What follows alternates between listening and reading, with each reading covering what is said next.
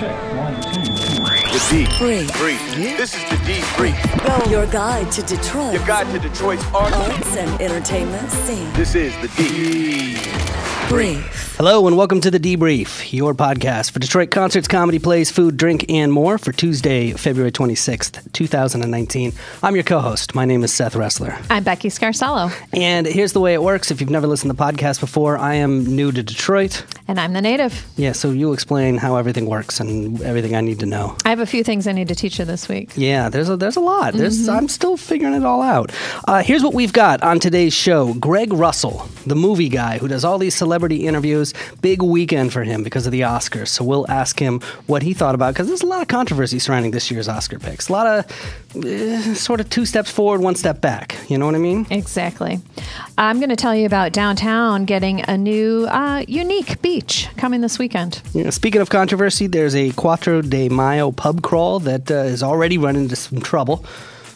And this Friday, our spotlight interview is with storyteller Shannon Kaysen. Yeah, this guy's good. He is good. He's got great stories, obviously, and doing really cool things around town with it. We performed live with him at Go Comedy a couple months ago, and he is just an amazing storyteller. So I'm excited to talk to him. Hey, look, we talk about a lot here on the podcast. If you're having trouble keeping up, you want links to the things that we talk about, but you can't write them all down fast enough, here's what you do. Go to our website, thedebriefdetroit.com. While you're there, sign up for the email list. We will send you a list of links to everything we talk about in the show. Alternatively, you can text the word Detroit to 444-999. All right, let's get into it and meet our guest co-host. The D-Brief. The D-Brief. All right, let's meet our guest host for this episode. This is a guy we have been talking about on this podcast for a long time. He's come up a lot. He really has. I mean, I think, Jeff Horst mentioned him. I think, when we talked to Mark Ridley, I know his name came up. Joel. Joel. There's been a lot of times, a lot of people talking about this guy, including Thrillist, who named him the best undiscovered comedian in Michigan. He's also been on BET's Apollo Live and Fox's Dish Nation, and he just recorded a new album. It's not out yet, still mastering and processing and producing and all those things that they do, all the knob twiddling. It's called The Miseducation of Josh Adams. We're looking forward to it. Josh Adams, welcome to the show. Seth, Becky, thank y'all for having me, man. I appreciate that. That introduction was a lot. Well, basically, you're popping. Yeah, you are. So. Tell my girl that, you know what I'm saying? So she can give me a little bit more respect, because you know what I'm saying? I didn't know I did all this stuff. I'm thinking y'all made a lot of this up. No, that's all true. Well, you also just had a baby. Yeah, I definitely just had a baby, man. This is my second Kennedy. She's 2 weeks old, and she running everything. Wow. And you're here. Congratulations. I know. Thanks for being here. I had to get out the house, man. I understand. It's like, tiptoeing around somebody that's 21 inches tall. It's like, I can beat you up, but it's just like, I just got to keep it cool. So I just left. Okay. I'm going back, though. Okay, good. I'm so glad you're here. You honestly, you are one of my favorites from the Detroit area. I mean, I remember the first time I saw you and my jaw just kind of hit the floor, in part because I couldn't even tell how much you were making up on the spot and how much was your set. I mean, you just flowed, and I don't actually think I saw you for the first time here in Detroit. I think it was up north somewhere. Yeah. And you're a funny dude. Yeah, man. I mean, I improvise a lot, because I just liked it to be fun. Like, comedy kind of come naturally to me. So it's like being funny ain't hard. I do have a set, but, I might go up there with a set and end up getting to about 13% of it, because I'm just sitting there kicking it, because I go to a lot of wild areas to do comedy. Like, I don't just do urban. I don't just do mainstream. I do church. I do it all. So wherever I'm at, I can make something happen. You read the room and adapt. Yeah, and I might just do about 40 minutes on the room, and I look up like, oh, okay, I got 10 more minutes left. So, Wow, that's awesome. It's like that have fun with Off the top of your dome that's talent. That's really cool. Yeah, it's like rappers who can freestyle versus rappers who can write a great rhyme. Right. I mean, you know what I mean? It's completely. It's impressive. But it's weird because it go hand in hand, because it's like I can just write faster than other people. So it's not like I just depend on that. It's just a skill that I have. So I can pretty much write jokes too. Like, you know what I'm saying? Yeah. I'm pretty well-rounded with it, because comedy is like an art and a science to me. You got to be able to make both of them work. Well, let me ask you about the Apollo Live competition that you did at the Apollo Theater, because that's, tell me about that experience. That's an iconic building to be. Wow, yeah. Yeah, it's basically where they take about 15 to 1,600 people out of Harlem, and they stuff them in a building to crush people's dreams. Well, now it doesn't sound so good. It's Becky. It's different. Like, you know, you go in there and they don't even, like, and the crazy thing about it, the people don't even pay to come. It's free. They like, just come crush some kid dreams who want to be great. And then the way the theater set up is like, it's just, they stacked on top of each other. So the boos just kind of like, they resonate. They live on you. Like, I watched the dude, like, as soon as he walked out there, they booed him. And like, he was just, they took him down, man. And they booed a guy in a wheelchair. Like, you know, they was like, they not discriminating. He was gay and in a wheelchair. So he was like off limits, but they still booed him. Wow. They was like, it's not because of none of this other stuff. It's because you're terrible at what you're trying to do up there. Right. It's a rough crowd. How'd you do? I won. You know what I'm saying? Detroit people don't get it, man. People like doing comedy in Detroit or just in Michigan, period. It gets you ready for whatever. So they was just like, they can boo you. I'm like, okay, so ain't nobody gonna try to stab me or shoot me after the show. Ain't nobody gonna throw a shot glass. No, like, I think I can deal with people booing me. I think I'll be all right. And I just did my thing, man, and won $1,000, and that money was spent before I even got the check. So you know how that go. Yes. I just can say I was there, but no, it was an experience, man, that I'm proud of. My daughter Johanna actually got to see me on TV, so I thought that was dope. Nice. So that was cool. Hey, what's going on with your album? Like you was saying in the introduction that you did so amazingly, it's I wanted to have it out by February the 14th, but a label kind of stepped in, or an option to put it out through a label, because I wanted to do it independently. Right. And basically now we just kind of waiting to see what the label gonna offer me as far as like an advance on it, and then, you know, where they gonna put it up at, and all that kind of stuff gonna come into play.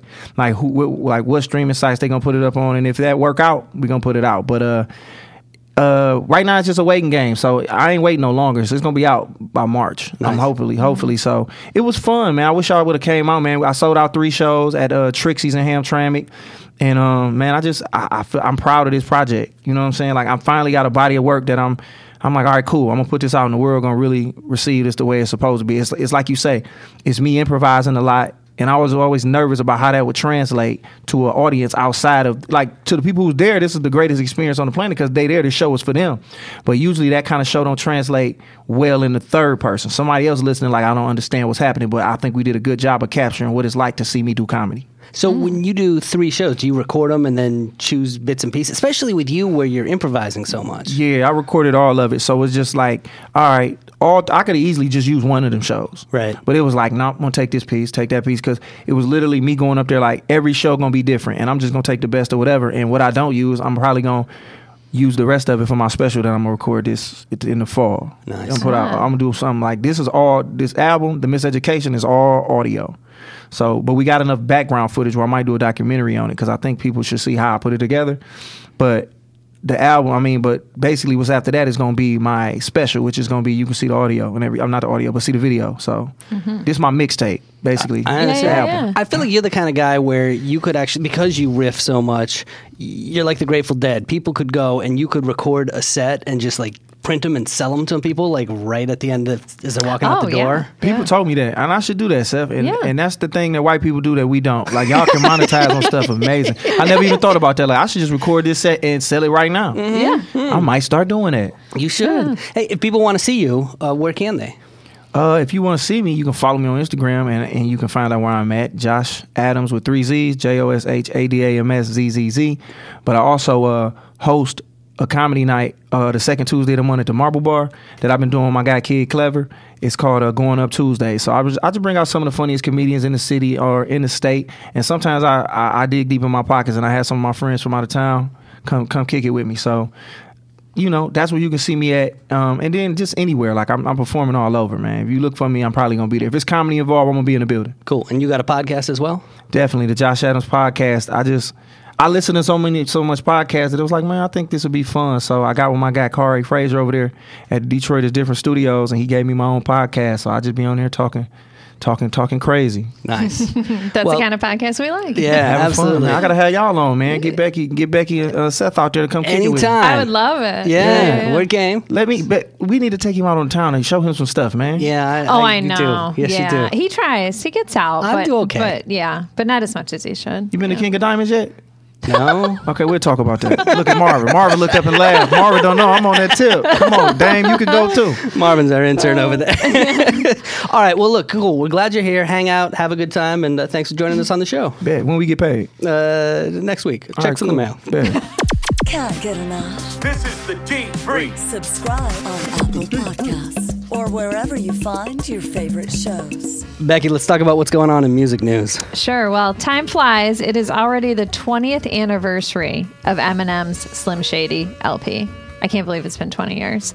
There's a really cool oral history of the album, how it was created, kind of compiling all past interviews about it that you can find on the Freep. Brian McCullum put it together. So this was the kind of the album that broke him. You know, it was just went nuts. You know, it kind of did that crossover thing. He created this alter ego, the whole Slim Shady, you know, it was angry, it was fantasy, it was reality blurred together, you know. So it was a long time coming though. So when you go through this oral history, you're like, wow, he almost gave up, you know, so many times. And then look at the body of the work since, you know. And it carried him, man. Like when you think about it, like just I think the 8 Mile movie didn't even really scratch the surface of it. And like looking at this now, it's like 20 years. It's like, wow. I know. Did Marvin Gaye on the album? Like, I didn't realize it was that long that Right. that album been out. It seemed like it was just yesterday because when you hear the music, it still feels fresh. It's like timeless. Yeah. It does. Yeah. And he was 26 years old at the time. And I kind of had the feeling he was even younger. So it's all, when you read this stuff, it's cool. It really captures a time and a place and the start of a career. Do you remember where you were when you first heard this? I know, and I was like, the whole album I can't really remember, but I do remember seeing the video, the Slim Shady video. And I was like, I don't know who this white boy is. Right. But I think I like this. Like, because at first you just don't know. Like, why? I mean, not to be that guy, but like when white rappers that come along, it's like, what are you on, bro? Like, you know what I'm saying? Like, I gave Vanilla Ice a chance, and all he gave me was Ice Ice Baby, and I kind of just let him live. Mm-hmm. But it was like, he just came, and it was like, and then when I found out he was from here, it gave me a whole nother, it put a battery in the city back, because it was like, we actually launched the white rapper thing. It was like, oh, Detroit is the home of the white rapper. Right. So it was like, you know, and then to do anything in Detroit, if you good at it, you're going to be better than 99% of the people in the world. There's something about here. That's just what it is. Yeah, and that's probably why M was as cold as he was. Where were you? Do you remember? Well, let's see. I do. I remember it. I first heard it on the radio. Yeah, just driving around and like, same reaction. Like, okay, what is this? You know, and then like, this is pretty sweet. Because over the radio, he sounds black. Like, you don't know who it is. The video threw me off. Yeah. That's true. And the video was, I mean, I remember Britney Spears' Baby One More Time was at the same time. Like, video was having a resurgence at the time. This is like the late 90s. It was like, yeah, you were watching videos again with choreography and a story. Mm-hmm. And his videos had this story. But it's just like you were saying, Josh, it's like everybody kind of was skeptical. Yeah.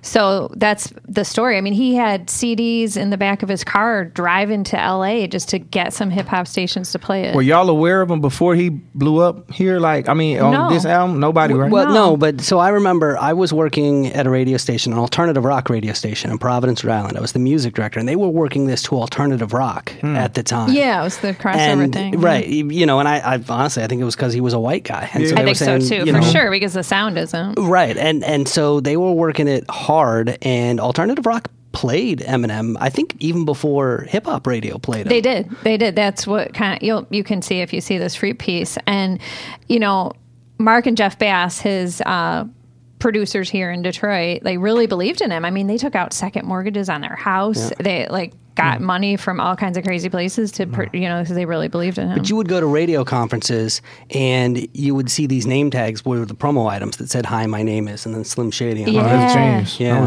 I know. It's that whole sort of marketing. He says that now, looking back, that he had to form that. He had to make it a solid like identity, you know, to get anywhere with it. Right. So. Wow. Yeah. So there's a new BET drama out called American Soul. So do you guys watch Soul Train back in the day? Like I told you before off mic, yeah, I seen it, like, but I watched it more like it was like Shamar Moore, but I was aware of the rich history of it, where like, you know what I'm saying, Don Cornelius and them, because my mom and them grew up watching that stuff, like Soul Train, like that's where you went to go see Diana Ross, and you would see Michael Jackson in them for the first time, and that was our American Bandstand, right? Yeah, definitely. Yeah. So it was like a big deal. So I haven't watched the show, but I just know Don Cornelius wasn't no joke. Like, he was a big cock diesel black guy with an afro, and he was putting his hands on people, and I was like, I'm gonna try to sit down and watch it. Yeah, so these episodes go through how basically he had to like sell the show to these celebrities. And so, of course, Diana Ross was on it, but she was not having anything of it when she first heard of it. And she's like, it took a few times for him to convince, hey, come on. So Michelle Williams of Destiny's Child is playing Diana Ross in this episode. So that just aired last week, but of course you can go back and catch up. But yeah, it's all about the creation of Soul Train in the 70s. And on the premiere, another Destiny's Child alum, Kelly Rowland, played Gladys Knight. So yeah, it's getting good. I want to go in there and play Marvin Gaye. reviews. Yeah, you could totally. Because I got that beard, and a lot of people be telling me I look like Marvin, so I'm gonna go in there and sing Sexual Healing. One day they're going to make a TV show about the Debrief podcast. Yeah, of course. And it'll be the episode where Josh Adams was here. Who gonna play y'all? You already figured that out yet? Well, Seth has. Who did you say? Ooh, at my height, it's going to be like Danny DeVito. It's gonna be like Danny DeVito gonna play you. Who gonna play you, Becky? Maybe Kristen Bell, because we're from the same place. So. We can rock that. Who would play you? Who would play me? Michael B. Jordan. Oh, yeah. yes. That's because he's the young hot dude, even though he only like 4'3". You know what I'm saying? That's all right. There's nothing wrong with that. Yeah, they put him on. Camera angles, magic. Everything he's done, I've loved. Me too. Friday Night Lights, The Wire, like going way he was back. on Parenthood. But he got that weird. His mouth is weird. It looks like he always got something in his jaw. Like I don't know why his jaw's always clenched up, like my man from The Godfather. It's like, what you got in your jaws, fam? No, maybe I'm tripping. No, that's a legit observation. So, L Club, we, I think, talked about this in the past, that there was some rumblings of pretty bad stuff going on there at L Club. So the good news is new management has stepped in and looks like things are turning around. So if you didn't know the story, Metro Times has a great article out about it now, pretty in-depth. But Graham Flagenheimer was the previous owner, along with his father, and just accused of wage theft, racial discrimination, anger issues, just treating people really poorly. One of his employees had the courage to really step up and expose all of this. And it was all made public, and he's apologized, and he said, this is not what I should be doing, and I'm going to step away and make myself right. So it looks like he's going to work on it's a lot of wealth comes from a very wealthy family. The Pioneer Sugar was their kind of fortune. So stepped in as a managing partner is Jason Rogalewski. So he's a VP with AEG Presents. So he's the new managing partner. He assures people there's an employee handbook. They're having regular meetings. He's getting things in order. So I know even a lot of bands we talk about end up canceling shows there. We've had musicians on the show tell us about this off the mic. Oh yeah, before. Exactly. It wasn't news to us. We'd heard. So it's been so this has been going on for a while at the L Club and kind of shady. Exactly. And it was really an employee that said, "Hey, this has got to stop. I don't care if." Well, that's funny because we when we was looking for a place to do our show at the L Club was a venue that we wanted to go to, and we had our stuff all together. And I ain't gonna say maybe it had nothing to do with this, but our show's kind of black, so maybe that was the reason why. And I'm glad they cleaned that up and got him out of there. And hopefully, he learned something from this because you gotta be open to whatever come through there. And I think you also, it's there on the southwest side by Clark Park. You got to engage with the community. You got to not be some island and that you're just inviting certain people to. So hopefully we'll keep an eye on that. But hopefully it's really turning around. So. I have a few concert picks for you coming up. This Thursday, the 28th, Jazz on the Streets of Old Detroit featuring Sky Covington at the Detroit Historical Museum. So that's where they actually do the concert in those old streets of Detroit in the downstairs, basement of the museum. That it's so cool with the old storefronts and stuff. I love Sky Covington too. Shout out to Sky. If you ain't doing nothing, y'all should go see. She's a phenomenal vocalist. Oh my gosh. Amazing. Agreed.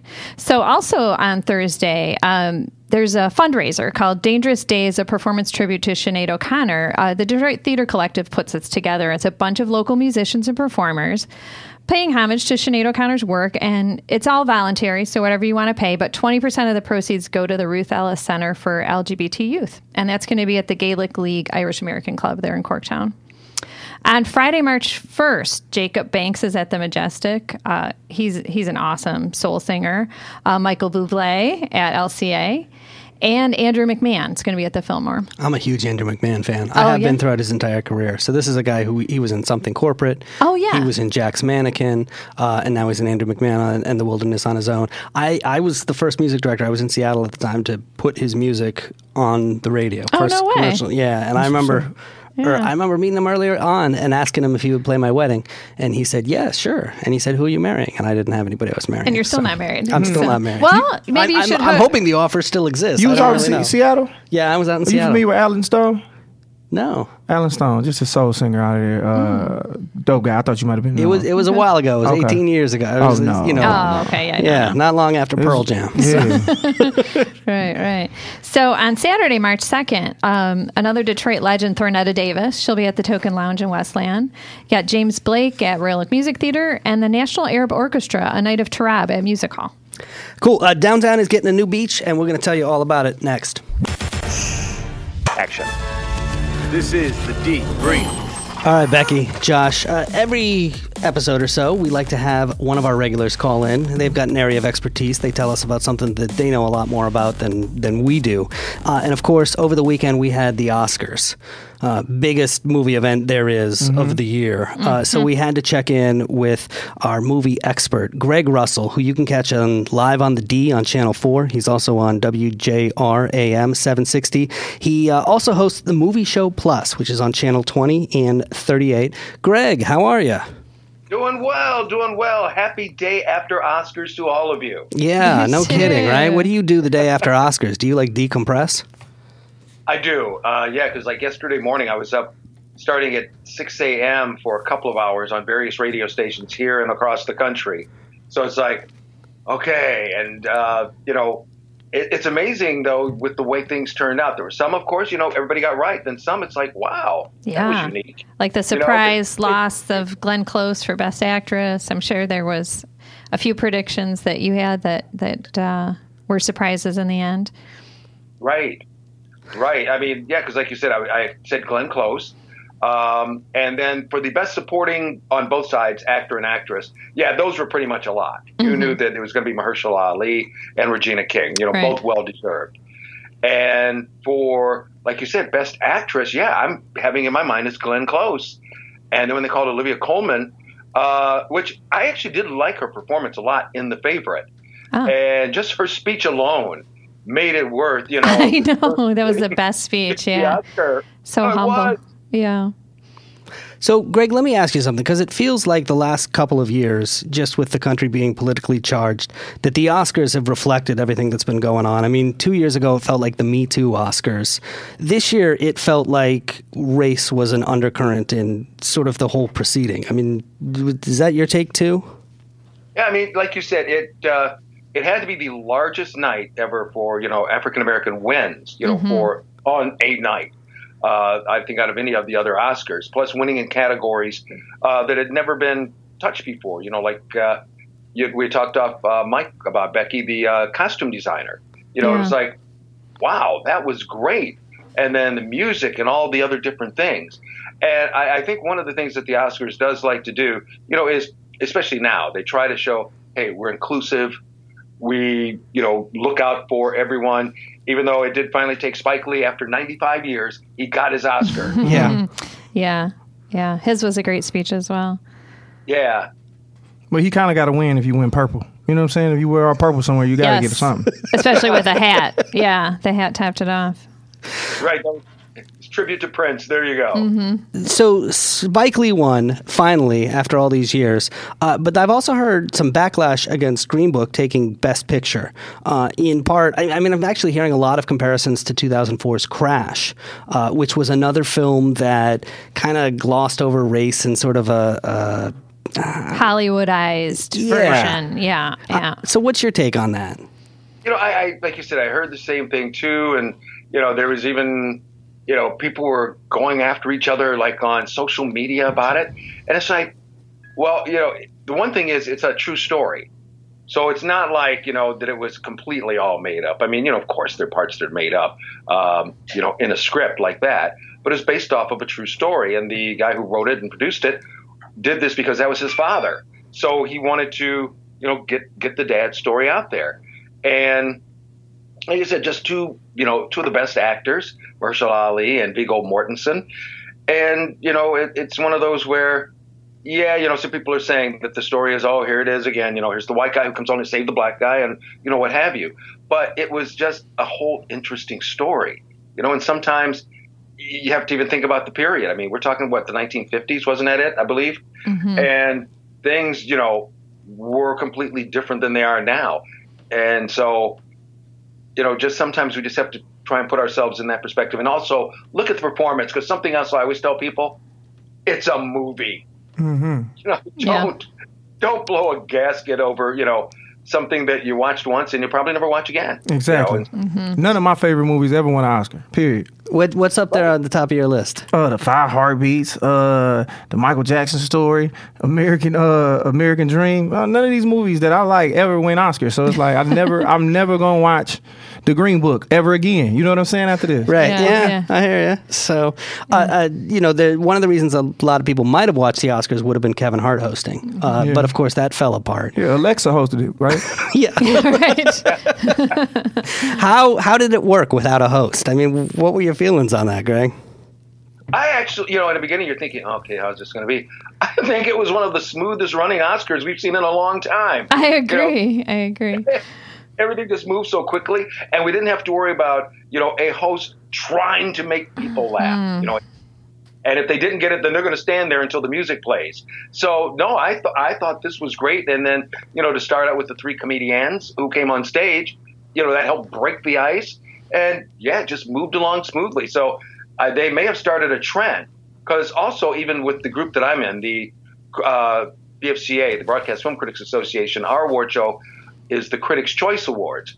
And actually, we did the same thing this year. We didn't have a host. It was just an announcer who announced, and now to present is, Glenn Close or whoever, to go out and do it. And, ours did the same thing. It just moved along so smoothly.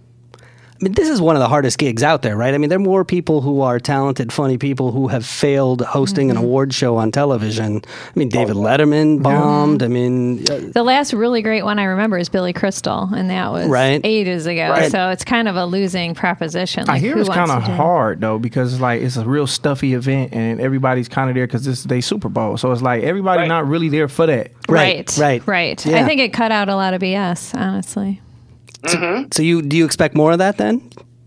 I do. I really do. Because, like I said, you just saw how smooth it went with this. And like I said, then with ours. And, so maybe some of these other shows might look at the same thing about just call them out there. Because one of the biggest complaints that had been had about the Oscars was that it was just too darn long. Yeah. Last night, it went for 3 hours and I want to say 10 minutes, which in Oscar talk, wow. That was like no timeouts during a football game. It moved quickly. And also it just seemed like it even just flowed better. So, I think they may keep it going, for a while. I wouldn't doubt if in the future they'll bring back a host. Yeah, because that could be one less job for you, Josh. I was just thinking they taking more jobs from black people. You know what I'm saying? Like, we love the host stuff, man. Steve Harvey, like, God. One of the other things that happened this year is that Netflix was a contender with Roma. And I'm wondering, was their judgment of that film colored by the fact that it was Netflix that put that film out? I don't know. I mean, it was one of those where, especially on our side, Netflix definitely did a campaign boom like I've never seen before for any other film. I jokingly say that last night my wife was going after everything was over. She said, great, this means we won't be getting any more Roma stuff in the mail, because they've sent out books, magazines, all different types of sets. I'm in this room right now where I've got an autographed framed picture of the poster from Alfonso Cuarón, which I kept thinking, whoa, this is really got to be moving up, especially after the award season. But they did a very nice blitz by getting the name out there. People who hadn't even seen the movie knew about it and had heard about it. So and they've got the money, to do it. And they've got some other films that they're going to be working on for this coming year, going into the award season. And then who knows? Amazon, I wouldn't doubt they're probably going to jump on as well because they've got their Amazon movie channel and all like that, Prime, and a lot of folks are watching that, and Hulu's even picking up. So it'll be interesting to see, with what's going on. And they've been picking up stand-up comedians like crazy too. Yeah, right? Netflix is like the new HBO. Like, you want a special, or you want it on Netflix, right? Yeah. Oh, absolutely. I mean, that's where. And the best part is, like you said, like if you shot your own or had your comedy special shot, now, yeah, that would definitely be the place you'd want to take it. It's the first place. Yeah. You thought about trying to take your new album to Netflix? No, most definitely. Well, it's audio. So when I shoot the special that's coming up, I definitely will be going over. Kevin Hart doing something similar to that too on his network. So it's a lot of options out here now. Nice. So, Right.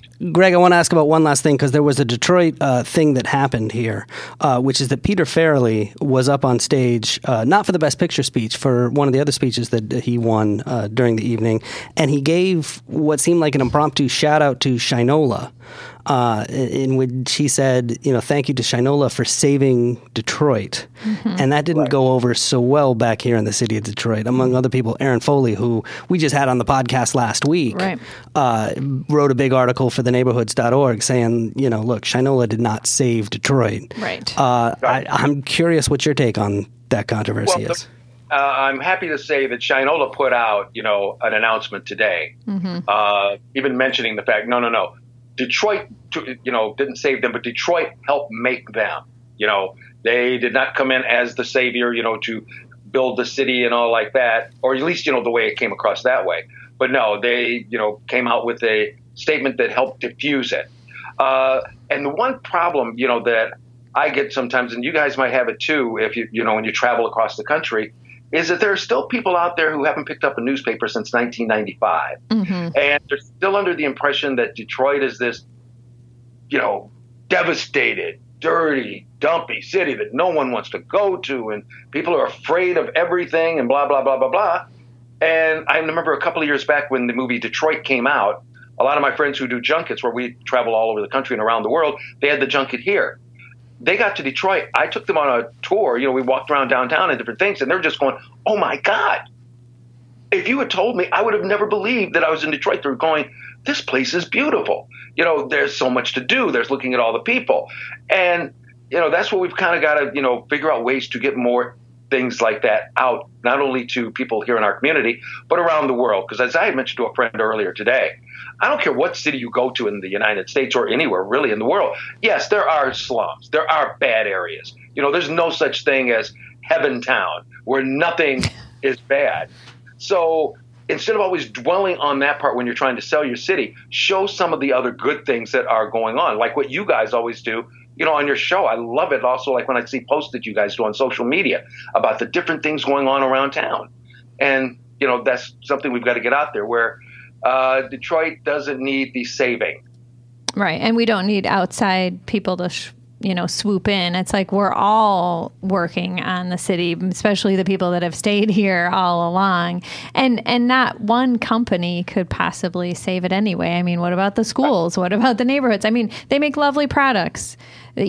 People like it, whatever. They employ some people, which is great, but that just doesn't make sense. I think it was a really dumb comment. He was clearly randomly thanking people and just all hyped up and stuff. So not to completely vilify him, but it was dumb. It was out of touch. And I think we can just use it as a way to, further this discussion about what does it take to make a city thrive. I mean, did that rankle you? I mean, I'm glad that they put that. I didn't know they put a statement out to clear it up because they almost got put on the list with Gucci in them. You know what I'm saying? Real fast, right? Because, like you said, I mean, the watches is nice, but I don't think nobody run around here now like, oh, we great now. We got Shinola watches around here. Exactly. Oh yeah, they make folders and stuff too. It's like, no, they're a nice company. They do their thing, but like you said, Detroit gonna be all right because of the Detroiters and the work that we put in. And we here for it, you know what I'm saying? Because we've been here for it. Like, I remember people was making fun of us when we filed for bankruptcy, you know what I'm saying? I didn't know as a city we could do that. Right. Because, my parents had just did it. I was like, we all filed in Chapter 11? So, Yeah. So, all right, Greg. Well, look, thanks for checking in. People can find you any number of places. You're on Live on the D on Channel 4, WJR AM 760. You've got something new going on, too, on the Reels channel, right? What's that all about? Right. On a new show on Reels channel, which is a national network, and it's called Fortune Finds. It comes on every Thursday evening at 9 p.m. Eastern Time, and it's all about celebrities who had a lot of money, then may have lost it, but then how they've also regained it. So, I mean, it's not one of those, dirt digging up type shows, but yeah, I get to go on there and, talk about different things with celebrities. And then another new show that's going to be starting there, I think in 2 months, called Notorious. I'm going to be a part of that as well. So it's been a lot of fun. And it's amazing because they, do parts of the stories right here in Detroit. So it's just something that I've been looking forward to and having a good time with. Awesome. Well, we'll check it out. Thanks, Greg. Thank you. Always a pleasure to be with you guys. I love being on the show. The debrief. Yes. Thanks, Greg. Take care, man. This is the debrief. All right, Becky, we've got to talk about Michigan Podcast Productions because this is something that we just started. We've had so many people on this show, so many arts and entertainment organizations that have been featured here, and they all say the same thing to us at the end of every episode. I should think about doing a podcast. Yeah, so if that's you, if you work for a arts and entertainment organization in the Detroit area, whether it's a band, a museum, a restaurant, you name it, and you've been thinking about launching a podcast, we want to help. We can do everything from soup to nuts. Yeah, really. So if you want all the details, just go to our website. It is MichiganPodcastProductions.com. We've launched a company just to help you out. It's MichiganPodcastProductions.com. What is Planet Ant? I'm the editor for Eater Detroit. The restaurant critic for the Detroit Free Press. Caretaker of Say Nice Things About Detroit. The Detroit Symphony Orchestra. Detroit Art Week. WDET 1019. The Detroit Public Theater. You're listening to... And you're listen, blah, blah, blah. To the debrief or the debrief? To the debrief. I said the name wrong. Okay, let me try that one more time. The debrief. The debrief. The debrief. I'm so sorry. All right, Becky, let's talk about what's happening around town. Sure. So you've probably all heard by now, Cobo is getting a new name. So the Cobo Convention Center, they sold the naming rights for $1.5 million annually for 22 years. Total of $33 million. That is a record. Nothing has ever been sold naming rights for that amount. Wait, when you say nothing, you mean in Detroit? No, like it's... Wow. Yeah, it's In a record existence? nationally. Let's talk about the problems with the old name. Right. So it's named after Albert Cobo. So he was the mayor in the years 1950 to 1957. Basically, he won based on his campaign to keep blacks out of white neighborhoods in the city. And made that happen. So he's responsible for displacement of many blacks. And really his platform was that that's urban renewal. And so 50 to 57. I'm trying to place this. This is Black Bottom around? Is the highway coming in at this time? Is that what? No, not yet. Yeah. Okay. Yeah, that would have been later in 60s. Gotcha. Yeah. But I'm sure he had something to do with that. He was behind that. Oh, yeah. So it just, his whole time in office was major racial discrimination.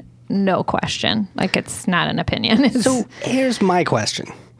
In the age of basically corporate naming of everything, how come it took so long to slap a corporation's name on Cobo Hall? It's a great question. Took $33 million. Yeah. I feel like somebody would have done it for $10 million less 5 years ago. Exactly. Yeah. I don't know. It's long overdue. And I think, Mayor Duggan said that as well. Like, this has been something that he's been wanting to happen for a long time. So it's basically going to be named after Chemical Bank. So here's the thing, though. They're planning to merge with TCF Financial Corporation. So that's not going to be completed. If it's completed. I mean, it's a good chance it will be, but we won't know till the end of the year. It'll either be called Chemical Bank Center or TCF Financial Center. So whatever, but large bank. Now, put it like this. If anybody want to name my kid our next one, you can give me half of that. Hey, I'll take a quarter of that. Give me half of that. Yeah. You can name my next kid whatever you want. Chemical Bank, Adams. Whatever, man. American, you know what I'm saying? Whatever you want to name it. Come give me the money. I know. Right. I know. So it's interesting, right? But what I found out, too, is the chairman of the board of Chemical is Gary Torgo, and he actually grew up in Northwest Detroit in like a home that was owned for generations of his family. And I think the president is also from Detroit. There's a lot of local ties, and I think, they mean well. Obviously, it's a lot of money. Well played. Yeah. I guess. So it goes from being named for a racist mayor to being named for a big banking conglomerate. Yeah, they'll be the 27th largest bank or something if it goes through. So that's like half a point up on the Bernie Sanders scale of justice. Right? That's the thing. So it's not all sunshine and rainbows, but it's an improvement. So there's a new exhibit at the DIA of pop art. So it's pop art from 1960 to 1975. It's all gathered from the DIA's large collection. So what's cool about this is these are works mainly on paper. So if you know anything about conservation, you can't display these for very long because they're fragile. They're on paper. So some of this stuff hasn't been seen for 20, 25 years. Generally. So it's going to be, it is up now. It started in mid-February, but so pop art, if you don't know, was really a reaction to the rise of mass media, advertising, comic books, elevating that to become like fine art. So you think about Roy Lichtenstein's in large comic panels with those, you can see the dots and the thought bubbles and all that kind of thing. What I think is a really interesting piece in this show is called Enriched Bread. It's by a Catholic nun. So Sister Mary Corita, often not known as a pretty great artist from L.A., she made this work in 1965, and it's got bold colors, graphics. It looks like Wonder Bread packaging, but enriched as into a nod to the Eucharist, right? And then she has this quote on there. I'm going to shorten it for you, by philosopher Albert Camus. Great ideas come into the world as gently as doves. If we listen attentively, we shall hear amid the uproar of empires and nations the gentle stirring of life and hope. I mean, obviously very applicable to today, too. Yeah. And talking about artists engaging with the world. And you wouldn't think of a nun, having done that. And that work was acquired by the DIA in 1966. So I say that, too, to just illustrate how progressive the DIA has always been and still is. Shout out to the DIA, man. Y'all go down there and check that out. Agreed. Yeah, definitely. I'm in. Yeah. So, that roller skating rink that's been there on Woodward and that big display there where you always drive by and it's super colorful and you're looking, so what's next? It's going to be a beach. But there's no sand, there's no sun, there's no water. It's going to be it's a Detroit beach. Yes.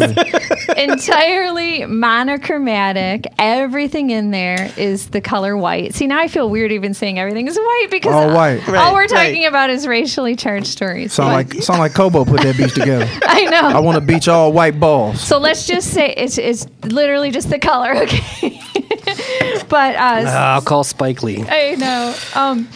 So it's going to be these balls. So imagine you take your kids to the ball pit, this germ-infested thing. But these apparently will be translucent antimicrobial balls that you can jump into. There'll be beach chairs, umbrellas. Really? Are you one of those moms where you see the ball pit and you're like, oh, germs? No, I'm not a germaphobe. I was like, go play. Get out of right here. How are they keeping the germs out of there? I guess it's inherent to the material. So this is an artist collective called Snarkitecture.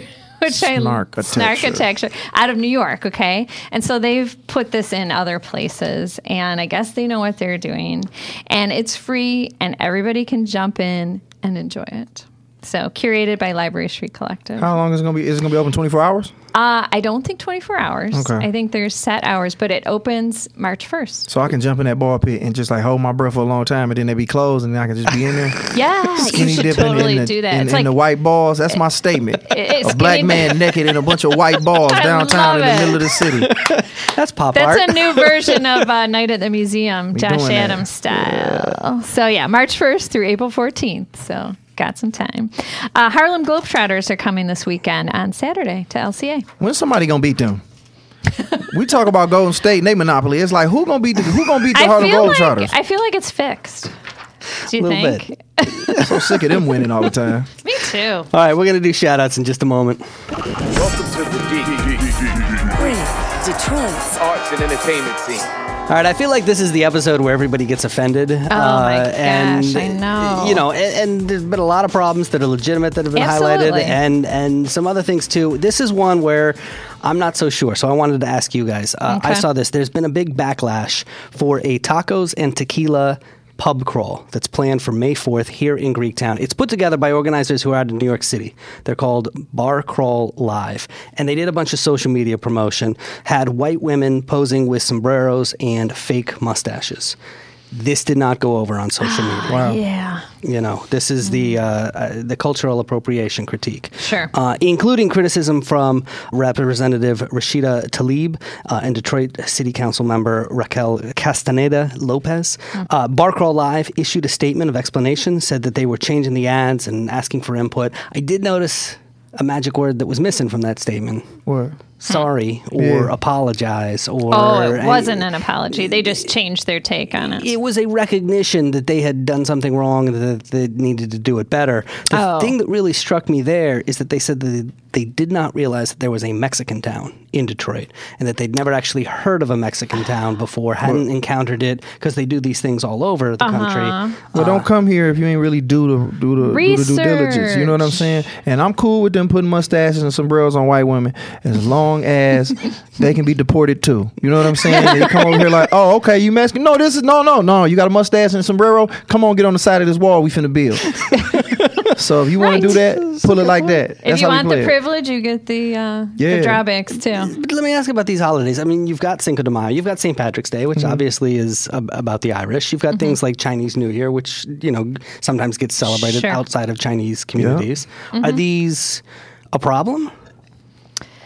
That's a tough question. I mean, especially because what I understand, Cinco de Mayo isn't really that important to Mexican people. Yeah. So it's not really like, oh my gosh, you're totally bastardizing our holiday because it's, but there is a big celebration in Mexican town. And I would think, especially this day and age, just have some sensitivity. But at least they letting them benefit financially from it. So it's like, even though they don't make a big deal about it, they're like, we Mexican 365 days of the year. If y'all want to come enjoy this holiday down here to in our Mexican restaurants. Town, exactly. cool. No, but they're doing it in Greek town. Yeah, that's weird. Wow, I think I didn't hear that part.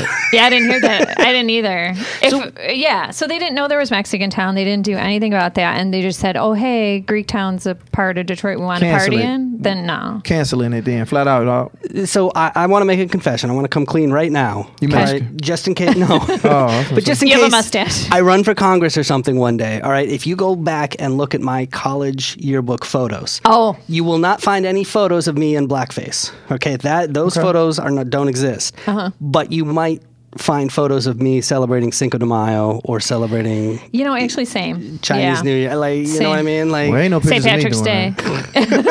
I just ain't put all that. Like, I don't celebrate my birthday, so I'm not finna go take. I'm just not with the. I don't even go to opening day here. You know what I'm saying? Like, it's people like black people do that too. Like, we go to opening day, ain't never been to a baseball game, but we like it's beer and we can drink downtown.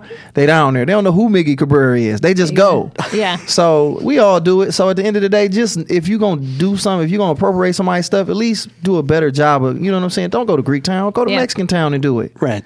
Where they got the Mexican Cokes and Sprites and stuff made with sugar cane. Go there.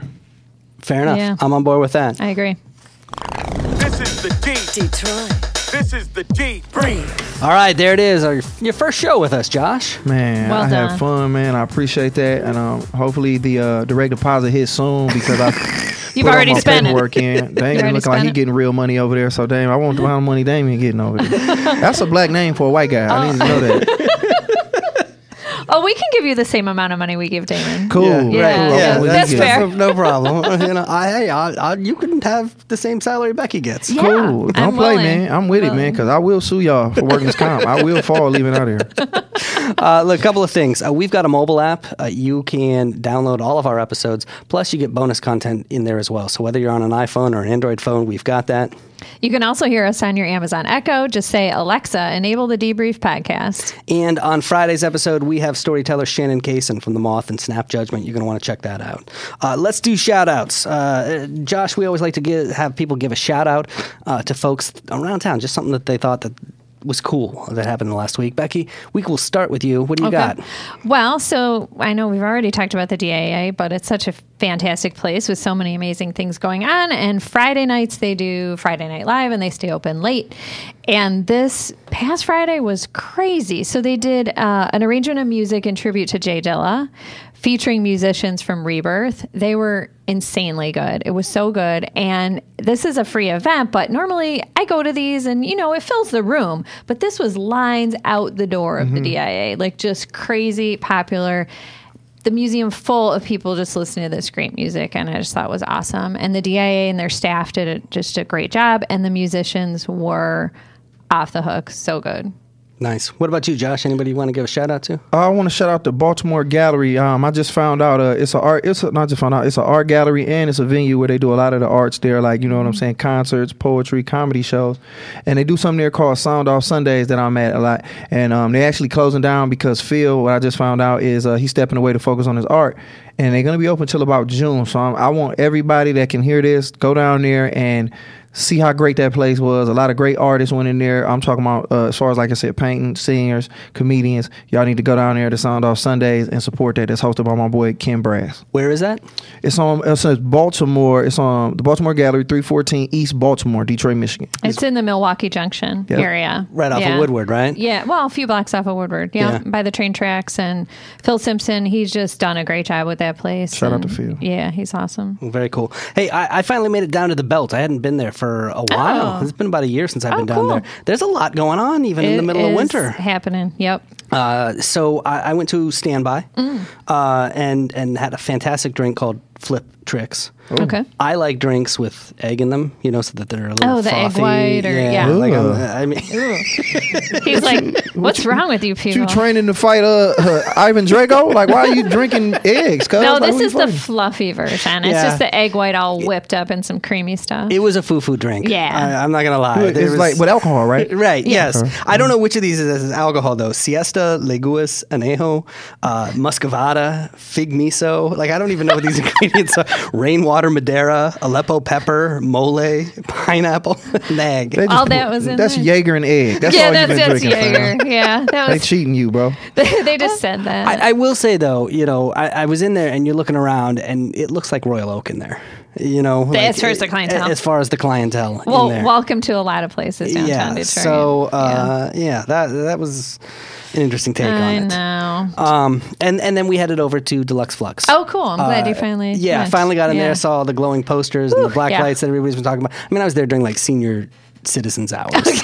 We were the only people in Deluxe Flux at 8:30 at night. Oh my gosh, yeah, you gotta go at like 11. Right, yeah. Did you play the video games, the Detroit themed video games? No, but we saw them in that back room. So so that was very cool. Hey, look, I want to say thank you to Greg Russell for coming and talking to us about the Oscars. You can check him out in any number of different places talking about movies. Also, thanks to you, Josh Adams. Thank y'all for having me, Seth and Becky. I appreciate y'all. Look, thanks for hanging with us. We're so excited that we finally got you on the show. I know.